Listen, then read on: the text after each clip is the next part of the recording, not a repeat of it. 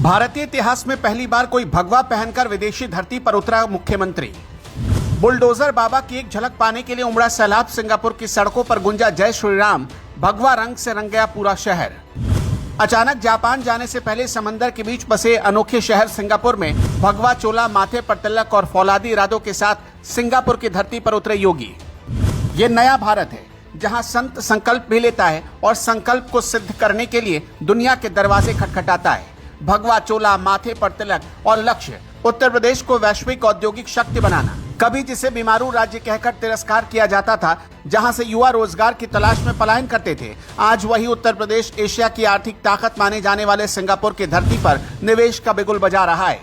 मुख्यमंत्री योगी आदित्यनाथ सिर्फ विदेशी दौरे पर नहीं, वो मिशन पर हैं। मिशन निवेश का, मिशन रोजगार का, मिशन यूपी को ग्लोबल मैन्युफैक्चरिंग हब बनाने का। लेकिन सवाल उठता है, क्या दुनिया अब उत्तर प्रदेश की ताकत पहचानने लगी है या ये सिर्फ आर्थिक कूटनीति की शुरुआती चाल है? आज हम आपको दिखाएंगे निवेश के पीछे की रणनीति, रणनीति के पीछे की राजनीति और राजनीति के पीछे का असली खेल। सिंगापुर सीमित जमीन लेकिन असीम आर्थिक ताकत, यही मॉडल अब उत्तर प्रदेश अपनाना चाहता है।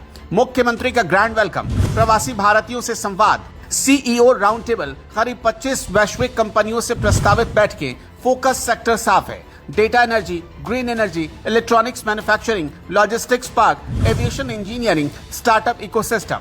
सरकार का दावा है कि उत्तर प्रदेश अब लेबर स्टेट की छवि से बाहर निकलकर लीडर स्टेट बनना चाहता है। सिर्फ सिंगापुर ही नहीं, अगला पड़ाव है जापान। जापान के साथ ऑटोमोबाइल और इलेक्ट्रॉनिक सेक्टर में साझेदारी की तैयारी है। 500 एकड़ में जापानी टेक्नोलॉजी आधारित इंडस्ट्रियल क्लस्टर की संभावना है। 500 एकड़ में सिंगापुर मॉडल की इंडस्ट्रियल प्लानिंग है। अगर यह जमीन पर उतरता है तो उत्तर प्रदेश सिर्फ भारत का नहीं, दक्षिण एशिया का मैन्युफैक्चरिंग गेटवे बन सकता है। सरकार कहती है कानून व्यवस्था सुधरी है, एक्सप्रेस वे नेटवर्क तैयार है, डिफेंस कॉरिडोर बन रहा है। ग्लोबल इन्वेस्टर्स समिट में हजारों करोड़ के एमओयू साइन हो चुके हैं।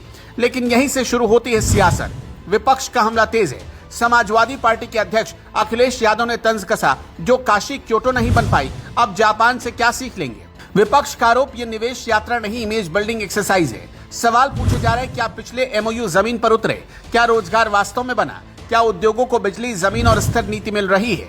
सरकार का जवाब साफ है, निवेश आता है तो रोजगार बनता है, रोजगार बनता है तो प्रदेश मजबूत होता है। लेकिन असली परीक्षा कागज पर नहीं, जमीन पर होगी।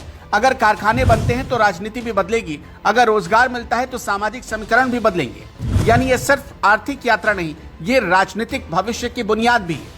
जरा सोचिए, अगर सिंगापुर की अर्बन प्लानिंग और जापान की मैन्युफैक्चरिंग टेक्नोलॉजी उत्तर प्रदेश में स्थापित होती है तो सबसे बड़ा लाभ किसे होगा? उत्तर प्रदेश के युवाओं को। हर साल लाखों युवा नौकरी के लिए दिल्ली, मुंबई, गुजरात और विदेश जाते हैं। अगर उद्योग यहीं लगते हैं तो पलायन रुकेगा, स्किल डेवलपमेंट बढ़ेगा, स्टार्टअप कल्चर मजबूत होगा। कल तक जिस प्रदेश की चर्चा अपराध और अव्यवस्था के संदर्भ में होती थी, आज वही प्रदेश विदेशी निवेश की भाषा में चर्चा में है। यह बदलाव स्थायी होगा या अस्थायी, आने वाला समय बताएगा। लेकिन इतना स्पष्ट है कि छवि बदलने की कोशिश आक्रामक है और आज दुनिया में इमेज ही निवेश को आकर्षित करती है। जो राज्य आत्मविश्वास दिखाता है, निवेशक उसी की तरफ आते हैं। तो क्या यह दौरा उत्तर प्रदेश की दिशा बदल देगा?